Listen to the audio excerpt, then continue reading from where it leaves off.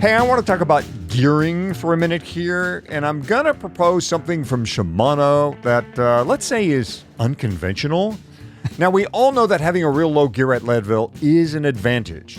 Yet, there are times when we need to pedal at a fairly high speed. Yeah, for most Leadville racers, having that extreme climbing gear is what is most important. And what we see frequently suggested and used is a 32th or even a 28 front chain ring.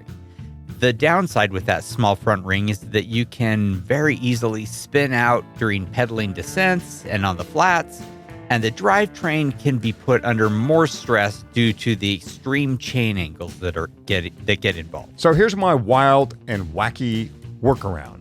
Check out Shimano's Q's lineup.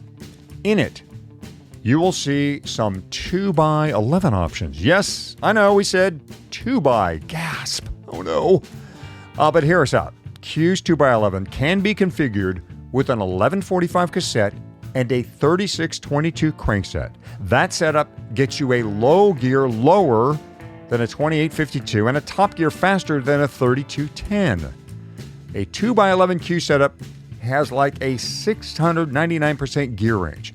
More gears, better chain line, but yeah, a little more weight and, of course, unconventional. Oh, that's intriguing. I mean, as you know, my very fastest time at Leadville was with a 2x and 11 in the back, 11 cassette. So that does not sound crazy to me. Look, your gear choices are likely set for this year, but if you're thinking about next year's race and you're worried about having a low enough gear, maybe give Hadi's unconventional idea another thought. If you don't like it, Shimano does have plenty of one-bike choices to choose from. Check out Q's and all other Shimano products at bike.shimano.com. 3, 2, 1.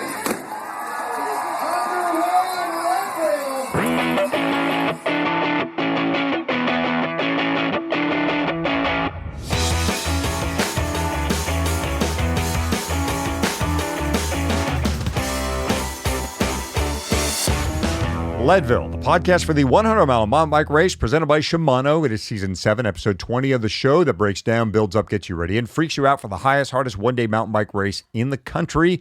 I am Michael Houghton, hot at most. And I'm Fatty. On this episode, we are revisiting a popular topic, racing Leadville with a power meter. We used to say, ignore your watts at Leadville. However, we have changed our tune. We can be taught. For the first time ever, I am, in fact, in all of my training, incorporating a power meter, Shimano, of course, into my road bike setup. Well, Coach Hunter Allen, who has worked with Jeremiah Bishop and dozens of other Leadville athletes, will help us get our FTP converted to something we can use at 10,000 feet and help us pace the race using power. And here comes Eldon Nelson. With 14 minutes to spare on that clock, the bragging rights and the heavy hardware. That's all you. Welcome back to your Leadville family and your finish line. Fatty's finishing tips. We're getting down to the last of them here, Fatty, so these better be good. I'm not sure I love the implication behind that. What's been wrong with the earlier season ones, Hadi? But you're building to a high point. That's all I'm saying. I think we are. And I've saved the best for last. Let's say that. I want to focus on electronics like we did in episode 19, but this time I want to focus entirely on your GPS because let's face it, most of us do rely to some degree or another on our bike computers during this race. I'm going to break this down to before the race, on the day of the race, and then during the race. So before the race, first, make sure you set up your interval chimes. During training, I turn off the beeps on my interval chimes because I have an aversion to lots of noise, but it does flash on my screen. For the race day, I want to be alerted loud and clear. So turn on your chimes, whether you're using a Wahoo or a Garmin, both of them have that capability. I'm sure other brands do too. Next, set up your GPS so it doesn't go to sleep or, idle out if it's been sitting idle for a few minutes. This has happened to me, Hadi. I've been sitting at the start line and then discovered as the gun goes off that my Garmin decided to take a little nap during the anthem. It's not a great thing to look down and see a blank screen. It comes back on quickly, but there is a setting where you can say, don't idle out. Next one, set your screen up so you have a nice racing stupid field profile available. For me, I have distance and time. If you're going to use power, for sure, include power in that. And, maybe altitude. If you want something that has a lot of fun features, a lot of those fun fields like elevation, how many feet you've climbed, your current grade, your temperature, your heart rate, maybe Climb Pro, that is fine. But have that set up on a different screen, something that you can swipe to, because as the race goes on, you're going to look at numbers and discover that you can no longer read. It is nice to be able to swipe to the stupid version of your GPS. And this year, where I normally would say it's a great idea to load the race profile into your GPS before the race, this year I'm going to recommend against it, because you're probably going to have a tough time finding the correct course to download right now, because the race has changed, right? The course is not the same as it was in 2023. Okay, so let's talk about on the day before the race, when you wake up the morning of the race. This is actually before the race. So power the GPS entirely down and then turn it back on. This gives your GPS an opportunity, if it needs, to say, oh, you know what? I need you to install a software update. Do that the day before of the race, not the day of the race.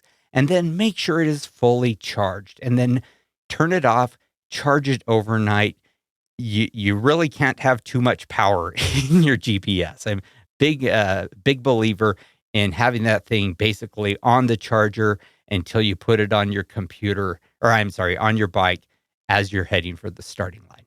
And then at the starting line, the day of the race, first of all, turn it back on. And then I would say, instead of starting as you cross the starting line, as you cross the starting mat, press start when the corral ahead of you goes off. Okay, so it's going to have been running for 2 minutes or whatever before you cross a start, but you just don't need to be thinking about that as you are handlebar to handlebar and pedaling and nervous in that crush of people at the beginning of the race. You'll know it's 2 minutes, that it is showing 2 more minutes time than your chip. That is just fine. Next, and this is really a little bit more about just, the race part.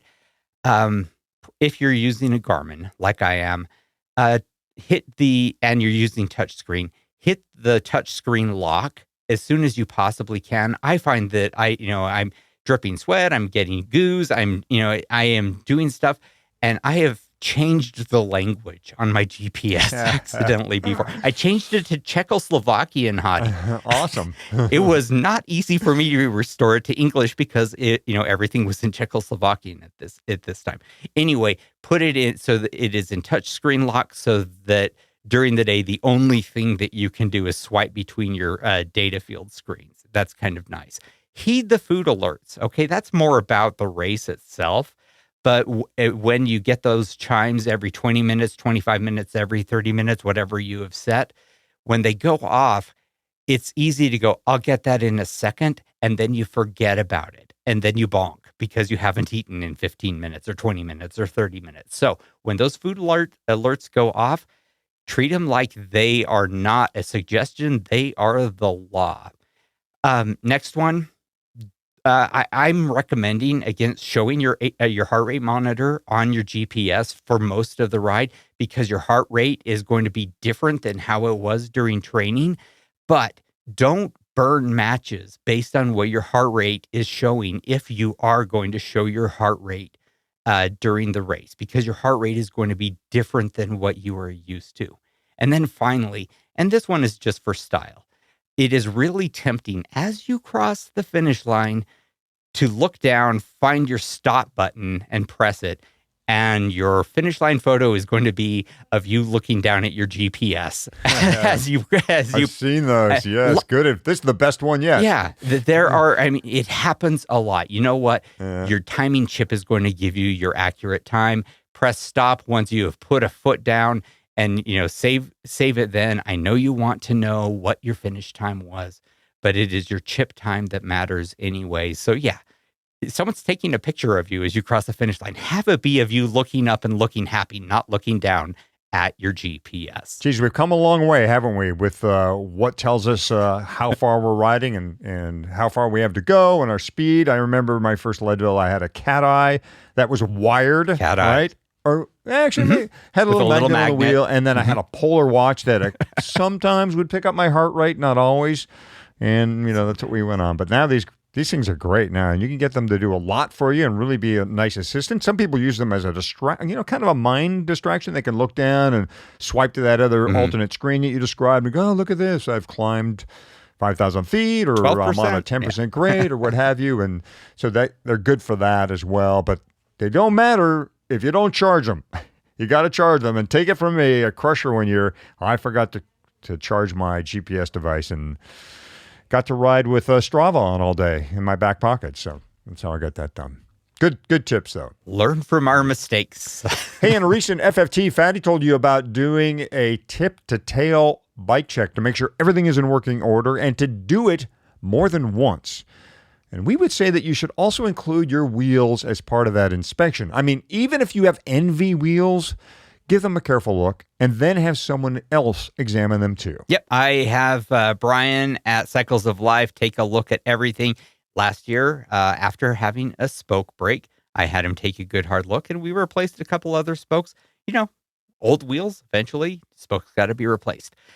I've never had a rim failure with my Envies, though, and I still have them, have a good hard look taken by a mechanic. One thing in particular you also need to look at is rim tape. If the tape is original, or if you've changed tires at all, that tape might be peeling back and exposing little areas where sealant and air can escape. Envy has a replacement tape that they've specifically chosen for their wheels, so you can always turn to Envy for replacement tape as well as spare rolls. And this is where my FFT comes in. Hottie's FFT here. I've had tape fail on me during the Leadville 100. It was not Envy tape. It wasn't an Envy wheel set.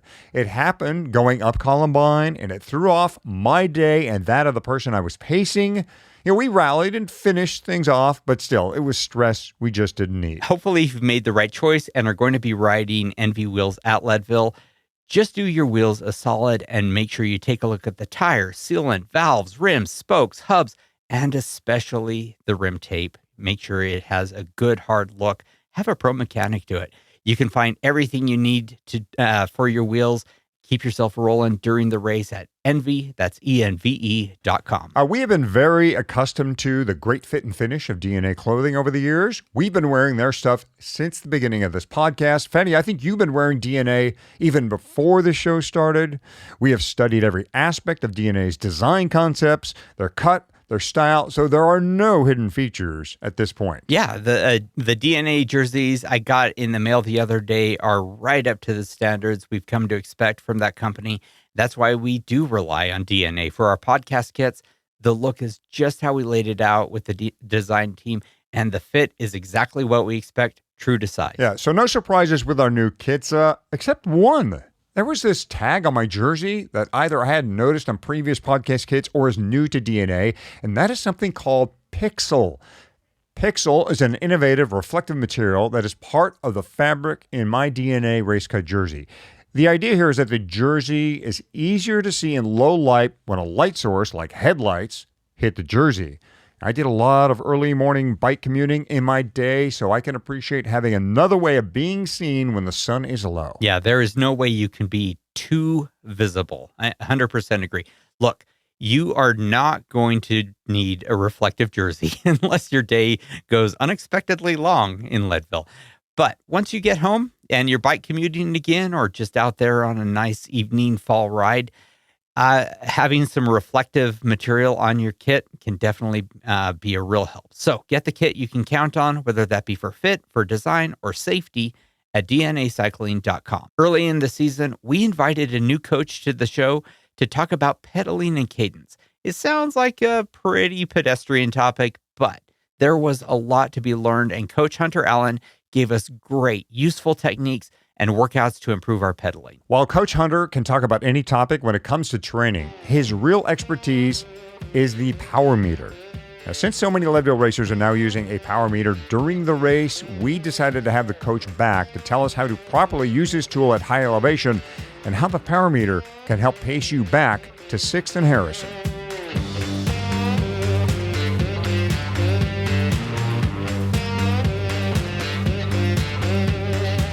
Okay, we're back with Coach Hunter Allen. Coach Hunter literally wrote the book on power meters, training and racing with power meters. That's the name of the book, Training and Racing with a Power Meter. And it's his book.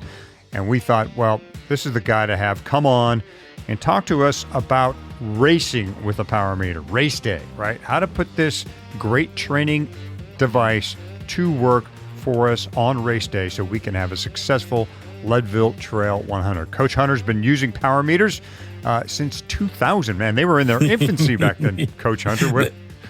They were. As I recall, back then it was like no one really knew exactly what to do with them. No, they really didn't, And this all started for me in 1999. An athlete came to me and said, "Hey, would you coach me with this power meter thing?" And I was like, "What's a power meter?" Because I was a pro in the mid 90s and we didn't have power meters then. And so, then when I retired, these things came out. And so I said, "Okay, I'll try." Right. And he started sending me spreadsheets, 300 watts, 400 watts. I was like, is this good? Is this bad? I don't know. So it's been a journey since then. But it still is probably the very best tool in your toolbox for training and to improve as a cyclist. I mean, everybody asks me, who needs a power meter? I'm like, if you're interested in improving and you're serious about improving, you need a power meter. Mm-hmm. Right. So you have an athlete who's been training with power. This is our scenario here at sea level, or not too high up there. And now they've been training for Leadville, and we're going to assume their training went great. Now they're going to the race. They're going to race Leadville. What will be your instructions to them regarding their power meter? Right. So this is a good one. So first off, and I know that this is not everybody's scenario, but if you can get to Leadville early and acclimatize, that is absolutely critical, especially because if you're coming from sea level or not at a high elevation, you don't really know how far down your power will degrade as in terms of a percentage when you get to 10,000 feet, 11,000 feet, et cetera. Now, we've got some guidelines, and we kind of understand that, okay, gosh, it's at 6,000 feet, it's about 10%. At about 8,000 feet, it's about 15%. About 10,000 feet, 12,000 feet, could be almost as much as 20% lower than what you would do at sea level. So we've got guidelines, but everybody's a little different. So you have to kind of keep that in mind too. Some people acclimatize and do really well, and they have power numbers that are much closer than that. Other people suffer a little more. So the first thing that I want the athlete to do is let's get to Leadville soon enough so that we can have some good rides. It doesn't have to be crazy hard, but we need to have some kind of effort here where we can establish, how far down is your power off of what you would see at sea level. So let's put some numbers to it. So if your functional threshold power, the power you could maintain for about an hour, your very best, if you went and did a time trial as hard as you could go for an hour, is 250 watts. If it's 250 watts at sea level, then it could be 200 watts, at 10,000 feet, 11,000 feet, 12,000 feet. That's a huge difference. And so if we don't know what that percentage is, that's not going to allow us to give you a pacing guideline. Okay, because one of the beauties of having a power meter in a racing situation, especially at Leadville, is that, gosh, you have these extended climbs, power line, column line, that you can you're not, okay, I'm not doing some crazy, gnarly single track here where I need to focus on every rock route or whatever. You've got time where you can look at your power meter and see how many watts you're doing. And so you can pace yourself by looking at that and knowing that, hey, I'm on the right pace, or I'm doing too many watts, I need to back it off, or I'm under pacing here. So again, if we know at sea level that you're 250, cool. I know exactly how to pace you, what your pacing zones are, where you need to be. I want you in your tempo zone between 76 and about 80 to 85% of your FTP on those climbs. Then we're good. But so we've got to know that. So you've got to get there early. We've got to do a little bit of testing to understand where your FTP is at elevation. And then we can go farther from there. So you would have them do an FTP test in Leadville as part of the protocol? No, I wouldn't have them do an FTP test. That's I'm glad I wouldn't have them do an hour-long FTP test. That's probably too much in the week or so leading up to Leadville. I don't want them to blow it out. They're still in that taper phase, and that would be too much training stress. I would have them do probably a couple of 20-minute intervals. And folks, you understand your FTP at sea level, you're going to understand what it feels like when you're at elevation and when you're close to it. So, okay, cool. I'm going to go for 20 minutes. I'm going to push it, creep up on it. Right? Because as you know, at elevation, it's very easy to blow up.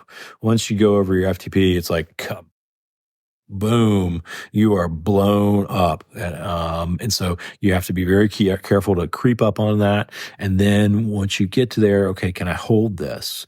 And so doing it for 20 minutes on, whatever, the Sunday before, and then doing another 20-minute on the Monday before, that's great. That's perfect. That's enough data for me to say, okay, here's what your FTP is at this elevation. So let's use this as our pacing guideline. Oh, it's 200 watts. Okay, cool. So I know 80% of 200 watts is 160 watts. So I want you to hold 160 watts on Columbine. I want you to hold 160 watts on Powerline. The target power numbers you have the athletes set, are they mostly, if not only, monitoring those on the climbs? Because the Leadville course is, it's a wavy thing, right? There's downhill sections. You start going in the morning, you go downhill.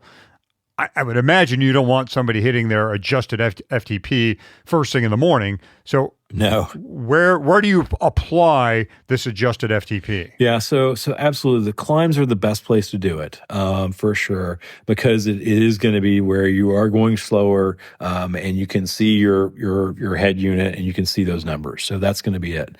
And I think that on the flats, it's one of those things that you're going to use as a governor, so to speak.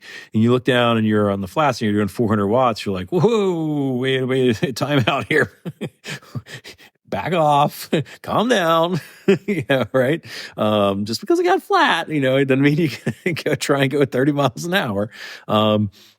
So I think that's where you use it as a governor in those cases. One of the really great places to use it is on the first climb, right? Where because you're fresh, right? You're excited. You've there's people all around you, you're in the race, you've been thinking about this, you're here finally, right? And you want to just go, right? And you just twist the throttle, let's go, right? And that's where a lot of riders in Leadville get in trouble because they don't hold back, right? So that's where your power meter is your governor. Right. And it is. It's like, hey, guess what? 200 watts is 200 watts. It's uphill, whether it's raining, whether it's, in the snow, whatever it is, it's 200 watts. And that's the number. And if you can do 200 watts, then that's where you need to be. If you need to be at 160, that's where you need to be. I don't care if you feel amazing, right? Your best day of your life, if your FTP is 200 watts, you're not going to hold 250 for 10 hours. Right? I mean, it's not going to happen. That makes tons of sense, actually. I mean, I don't even know how many times you hit the base of Kevins and everyone is around you and you are awash in adrenaline and you just want to go, right? So you're essentially saying use your power meter as a ceiling, really. It's a artificial ceiling. It's what I used to use my heart rate monitor for. But I mean, I am curious whether in combination, in concert with the power meter, if you recommend also looking at your heart rate during the day, or what fields do you monitor, or would you have your athletes monitor during the race? That's a great question. Great question. So 3 things. We power, number 1. Number 2 is cadence. Okay, so we had the podcast about cadence, so make sure everybody listens to that. If you haven't listened to that one, that's a great one. Then the third one is heart rate. Okay, heart rate is what we call the intensity of your intention. Okay, heart rate is the intensity of your intention. What does that mean? It means how hard am I trying, right? How hard am I trying to do this? So if somebody sends me a power file and there's no heart rate data there, and it goes up to 200 watts and it stays at 200 watts and it comes down, I don't know if that was a recovery ride for them. I don't know if that was at their threshold. I have no clue. But if they send me a power file, it goes up to 200 watts and stays that way, and their heart rate goes to 180 and is nailed there for the whole time, oh, they were at their FTP. They were pushing as hard as they could. They were trying as hard as they could. So that's where it's really important to have heart rate. Number 1, it's a response. Okay, so it's when we think about this, and this is why it can be good, but at the same time, it also can be very misleading. When you're excited at the beginning of the race, right, your heart rate's going to be 10 or 15 beats higher than normal than what you would be just kind of at home or whatever. You may have had 15 shots of espresso before the race. Don't recommend that. But that will jack your heart rate up too, right? Or you may not have slept that great the night before the race, right? So that can mess with your heart rate. And you're at elevation as well, okay? So all of a sudden now you're at elevation. It's like, oh man, my threshold heart rate is 20 beats lower than what it is at sea level. So you need to know that. So that's another reason why in the beginning of the week, you need to do this 20 minutes a couple of days in a row to see what your power is going to be and what your heart rate is going to be. So you can look at these 3 metrics and say, okay, all right, I'm supposed to ride 160 watts. Hunter told me I need to be at 80 RPM. I'm at 80 RPM, 160 watts, and my heart rate's supposed to be at 150, and it's 170. Oh, wow. I need to probably back it down. Okay. I'm trying too hard right now. Okay. We've got a lot of adrenaline going. I need to back it down. So then you back it down. So you're using that a little bit now. Or the opposite is like, oh, wow, I'm at 160 and my RPMs are at 80 and my heart rate's only at 130 and it's supposed to be 140, 145. I mean, I can push it a little bit more. Like, let's go a little bit more. Don't go crazy, but maybe I can go a little bit more. And then that way you can use those 3 metrics. I love the idea of cross-referencing here. I mean, it probably, if you've got the power meter, you probably have a heart rate strap. Put it on, check it out, see what it tells you. I think heart rate has been given kind of a bit of a bad rap with the emergence of power meters. And once we get into lactate monitoring, which eventually will come, folks. I don't know what's ever going to happen to heart rate then, but that's another topic for another show down the road. I want to get back though to what we monitor, Coach Hunter, and dive specifically into power. So should the athlete have average power or something like 3-second power or intensity factor or normalized power? Which one do you want them to look at when it comes to power? On your head unit, you can customize these fields. First off, anytime that you're looking at power, you should always be looking at 3-second average power. Okay, this means it is a rolling average on the display. Okay, there's a difference between display rate and recording rate. Okay, so we always want our computer head unit recording at 1 second. Okay, so that's recording rate. So a lot of these Garmin's, they come in what's called smart recording mode as the default.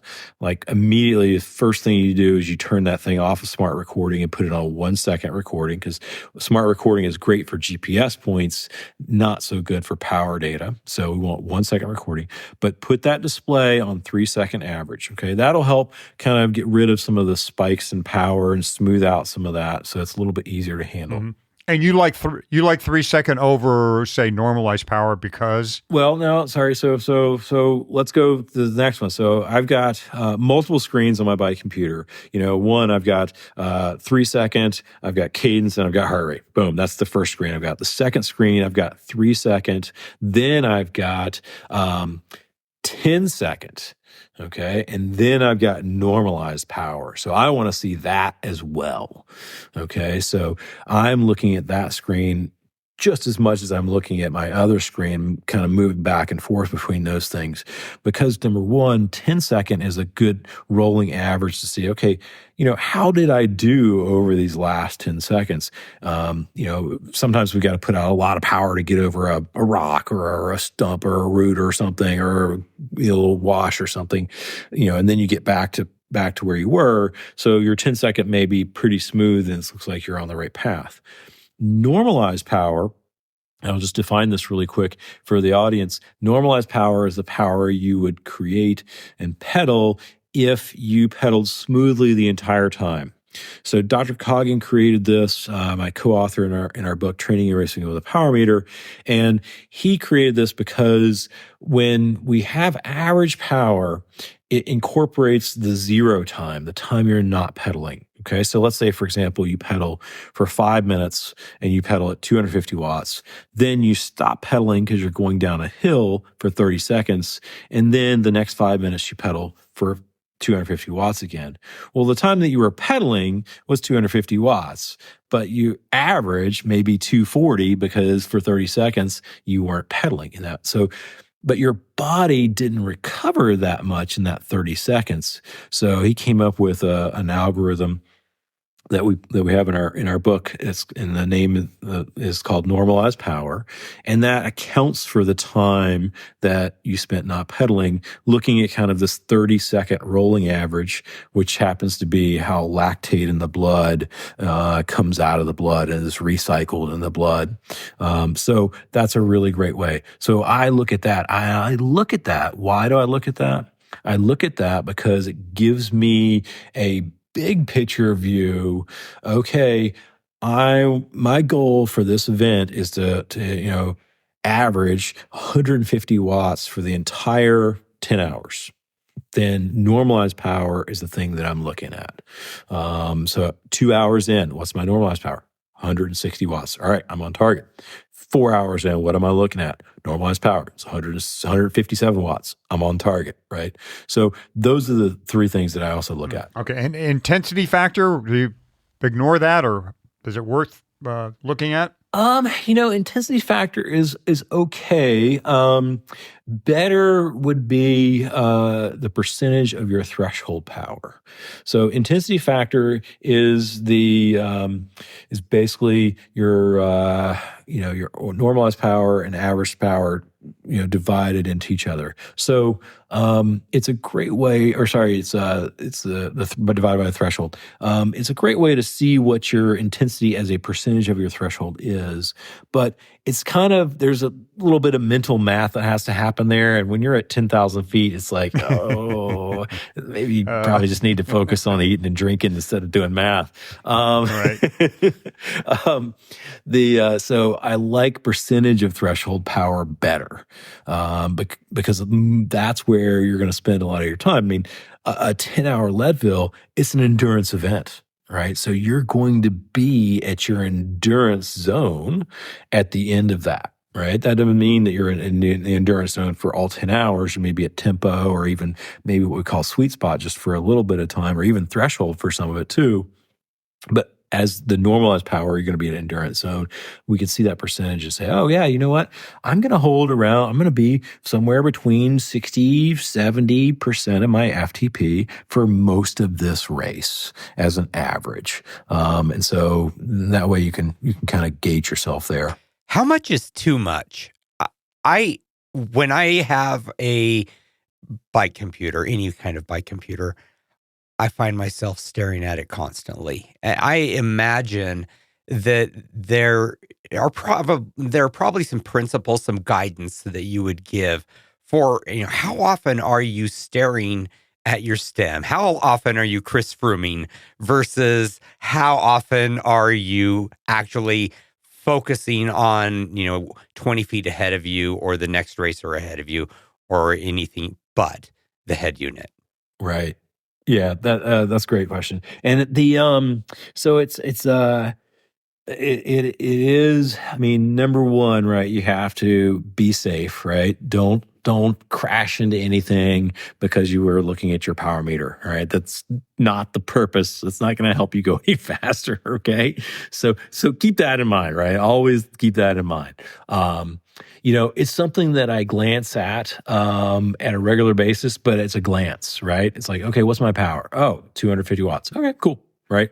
And then I'm back to course, right? It's something that I'm glancing at. I'm on an extended climb. I'm on, power line. Cool. All right. I'm going to look at that and I'm going to say, okay, yeah, I'm right where I need to be. I'm there. I'm watching all the rocks and roots and other people around me. I'm being situationally aware. And then, oh, what's my power? Okay. Yep. 250 watts. I'm right there. So I'm looking at those things as I scan, but I'm not staring at it. And so I think that's where, you can become singularly focused on this number and forget all the stuff that's around you. Oh, I've been there. I've been there. I mean, I think that Leadville is a type A race, right? People who like the math and like thinking about the technical component of being prepared for and executing this race. We love it. And it is easy to wind up looking too much. I mean, are you thinking like you look every 2 minutes, every 5 minutes, every 15 minutes? I mean, is there a way for you to ballpark it? Yeah, I mean, I would say every couple of minutes, Okay. But again, it's a glance, right? It's just like, oh, what is it? Okay, cool, I'm there. Oh, wow, it's too high. I need to back off, and then I'm backing off. Okay, now what I'm looking at? Okay, oh, okay, now I'm back there. I'm good. So I may check myself, quickly a couple of times after that. So making that change to know that, okay, what does this feel like? Oh yeah, now I'm feeling right. I mean, you're going to look at it more often on the climbs when you're going slow enough where you can kind of look down and then when you're screaming down Columbine, you probably don't look at it at all. So don't go down. Don't look at your power meter. It'll kind of suss itself out, I would think. Your power on the downhill should be zero. It should, hopefully. Right? Hopefully you know by now that Precision Hydration and Scratch are both going to be available at the Neutral Aid stations this year. Both companies' products are carried by the feed, so if you're going to be relying on Neutral Aid, you can get up to speed with their products by making an order now. Precision Hydration is a super nerdy company when it comes to fueling and hydration science and research. They do a great job with their email newsletters, providing knowledge on how to hydrate and fuel. In a recent one, there was a link to Precision's Fueling and Hydration Planner. The planner has you enter your age, weight, sport, race, and goal. It even had a Leadville race as an option you could check. You also tell it how heavy of a sweater you are and how salty that sweat is.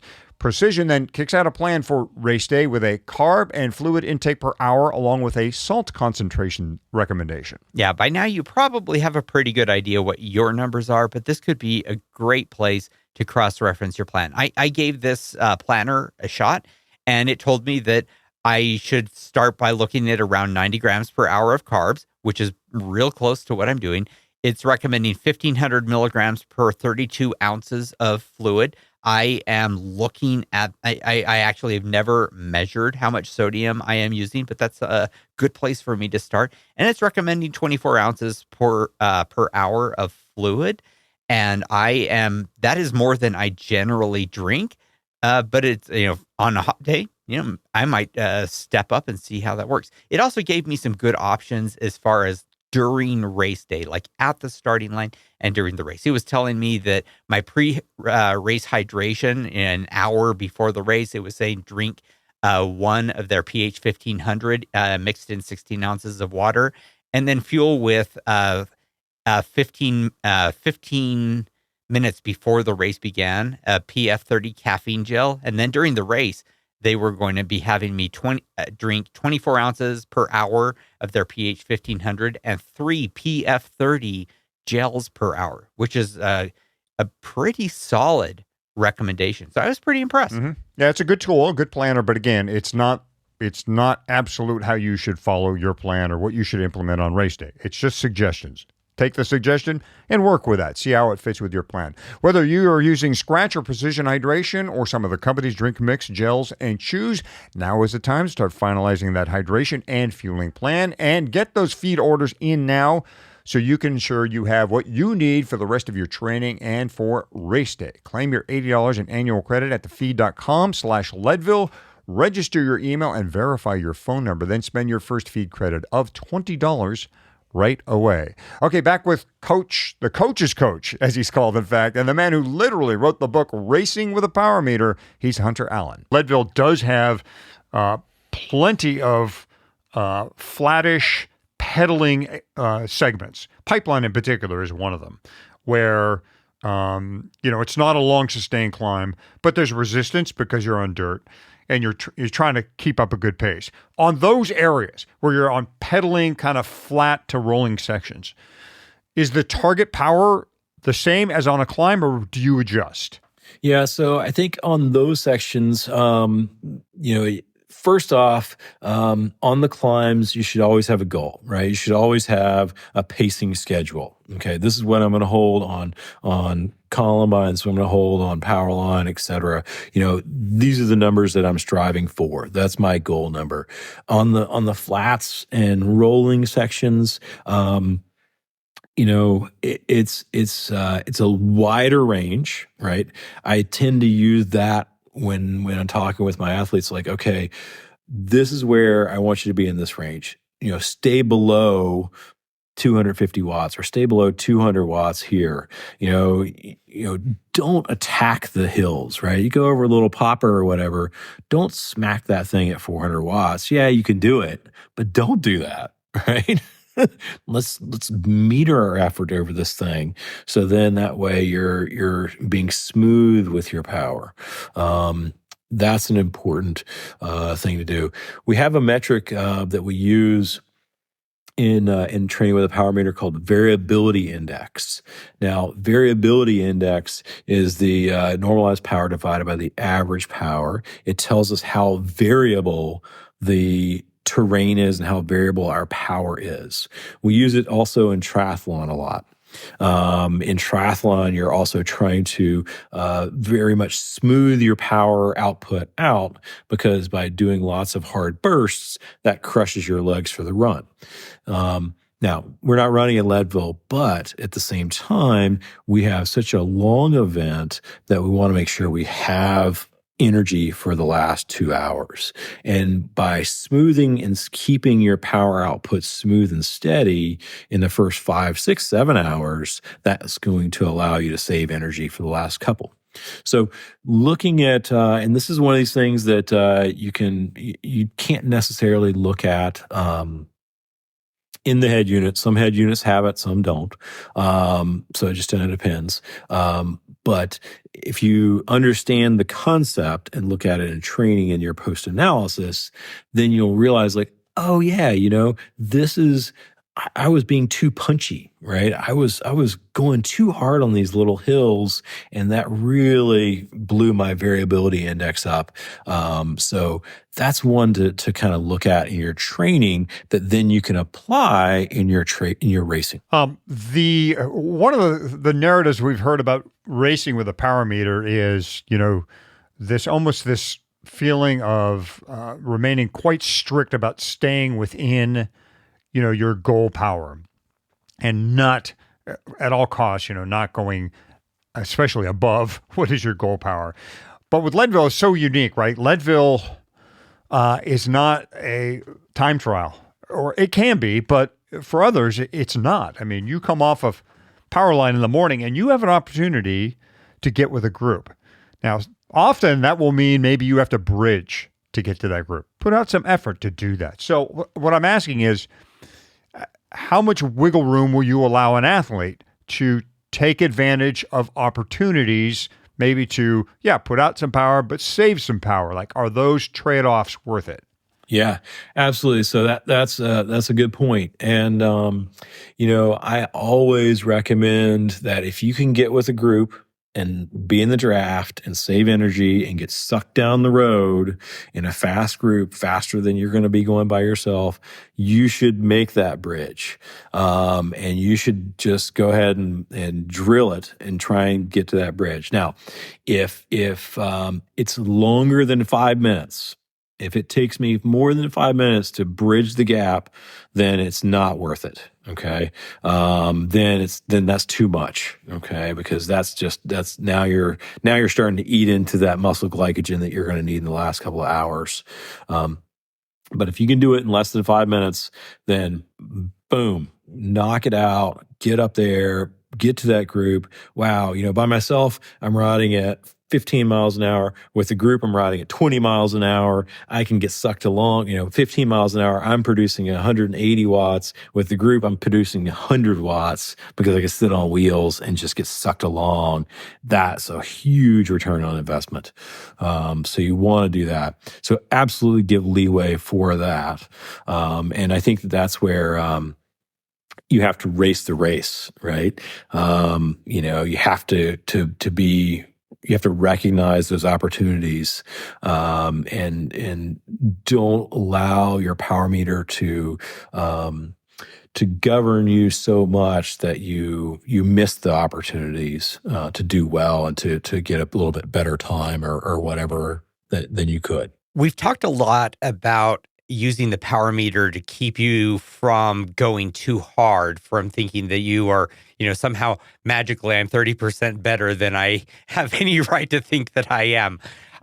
I want to also have you maybe give us some guidance on how to use a power meter if I'm having a bad day, which honestly is the more likely circumstance. Let's say you're coming off a cold, maybe you just, for whatever reason, you are not feeling it on race day. Yeah. How do you use the power meter to maybe moderate the damage? Right. Yeah.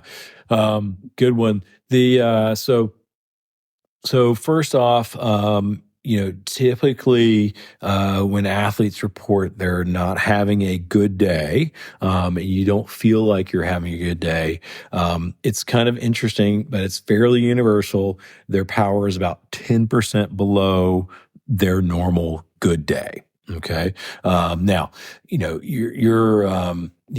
you do everything correctly and you're peaking for Leadville, right, then you're probably 10 to 15% above your norm at your peak, right? And so you've got a higher FTP, et cetera, at your peak.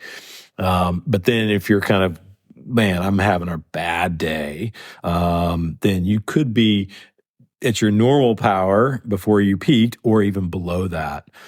So that's where then you probably do need to do a little mental math and say, okay, my FTP is 250. My goal was to hold 200 watts on this climb. I am not feeling it. I'm going to try and hold 160 watts on this climb, 170 watts on this climb, and then just do a gut check, right? Can I do this? So use, heart rate, cadence, power, and then good old rate of perceived exertion. Just do a gut check, listen to your body. Where am I on this?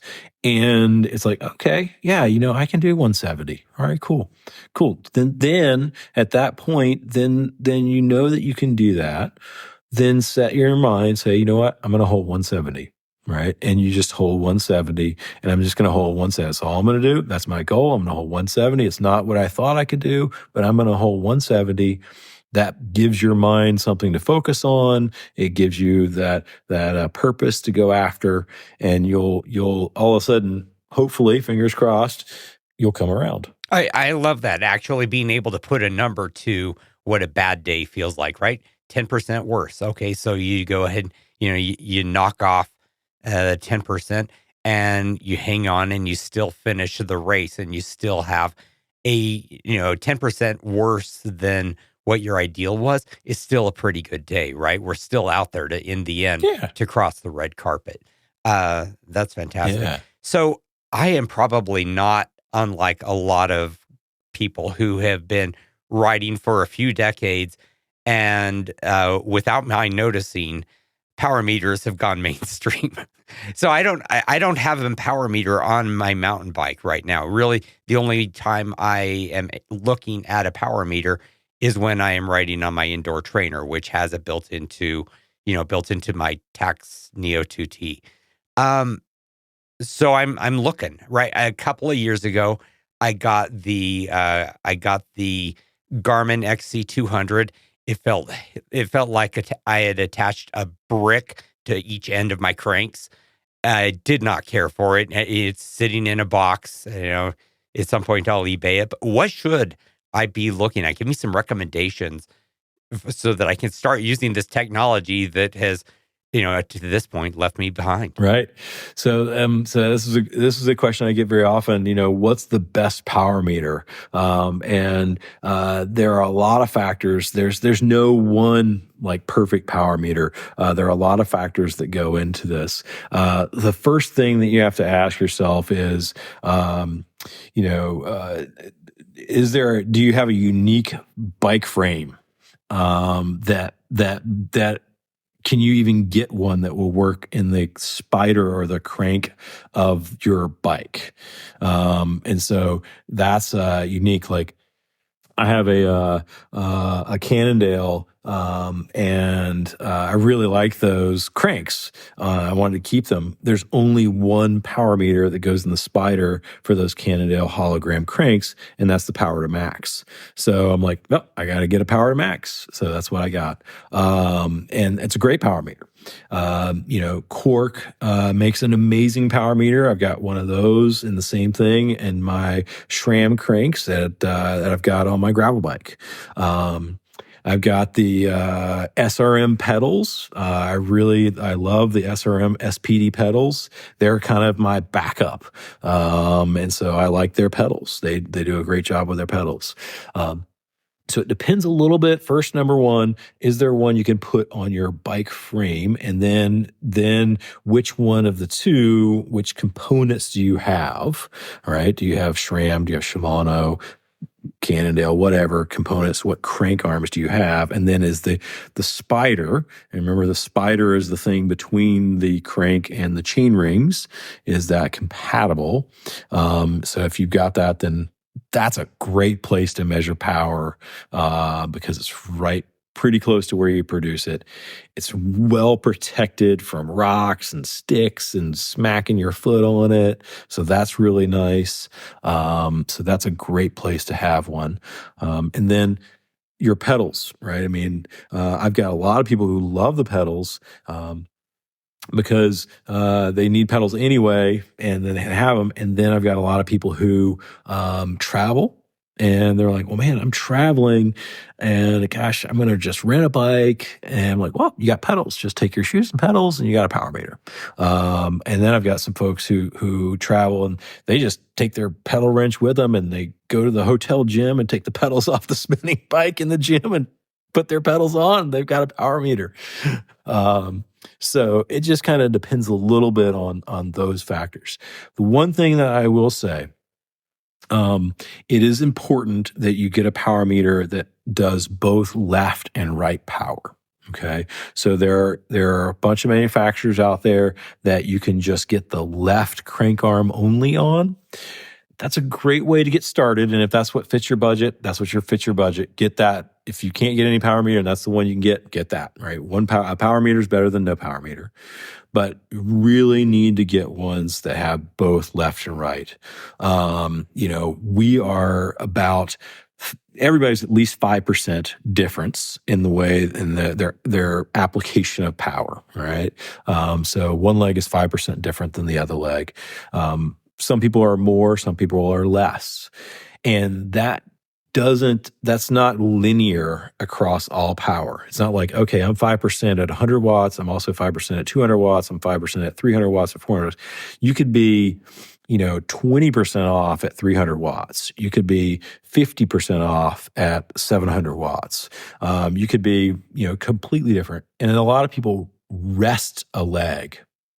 So a lot of people actually, I've seen tons of riders that they have like their left leg does nothing when they're riding around an endurance pace. But when they get to their sweet spot or threshold, their left leg kicks in, and now that thing is doing 60% of the work. So there's a lot of nuances to left and right power. It's just important that you have one that measures both so you get the total number. Here's what I'm really producing. I'll give you one quick anecdote, and this is a strange one. I had a former professional skateboarder that I coached, and you know, he had a huge left leg because he pushed with his left leg all the time for years on his skateboard, like since he was a little kid. And this guy was a really good professional skateboarder. And he had a left crank arm power meter, and the numbers he was producing, it looked like he should be a pro in Europe. And he could barely, you know, hang on in a Cat 3 race, in a road race or a criterium. And so we got a dual power meter on him, and we're like, yeah, you know, your left leg is really strong.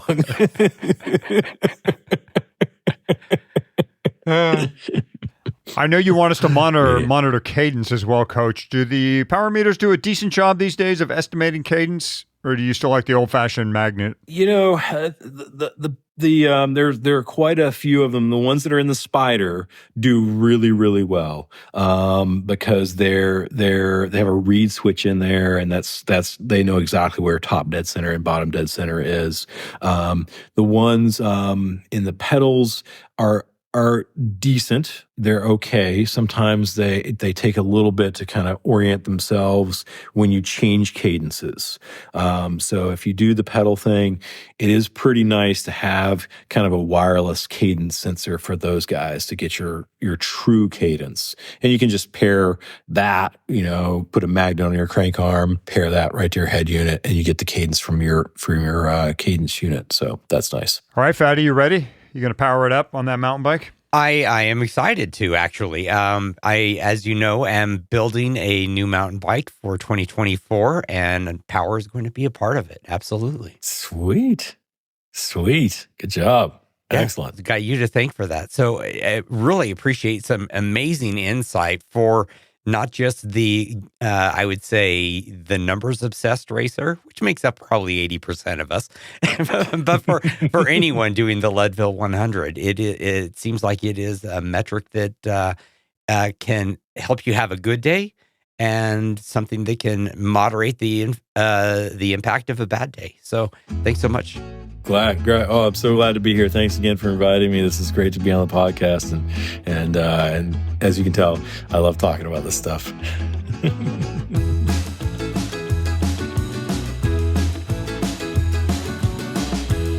Thanks again, Coach Hunter Allen. His website is peakscoachinggroup.com, and the book is Training and Racing with a Power Meter. Check it out. Hey, our Slack channel is a great place to compare notes on pacing plans and power meters. We also just love hearing from you, whether that be on the Slack channel or the Leadville participants page, that Facebook page. A lot of show ideas come out of those discussions, so keep the comments coming. Check out leadville.fm/Slack if you like to stay off of Facebook, which I know many of you do. Hey, a 5-star rating is a great way, too, to support this show. To see all the ways you can find this independent podcast, it is leadville.fm. Good luck with your Leadville power and pacing, your planning. Thanks for listening, and we'll see you real soon at the starting line.